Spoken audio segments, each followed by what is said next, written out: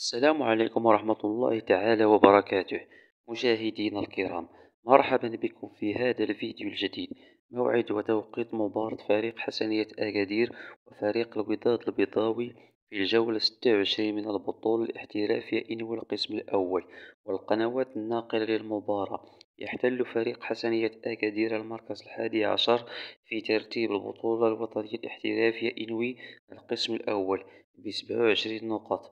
ويحتل فريق الوداد البيضاوي المركز الخامس ب37 نقاط. وسيواجه فريق حسنية أكادير فريق الوداد البيضاوي في الجولة 26 من البطولة الاحترافية إنوي القسم الأول يوم السبت 20 أبريل 2023 في حدود الساعة 9 مساء بالتوقيت المغربي على ملعب البشير بالمحمدية. ومن المنتظر نقل هذه المباراة على قناة الرياضية المغربية.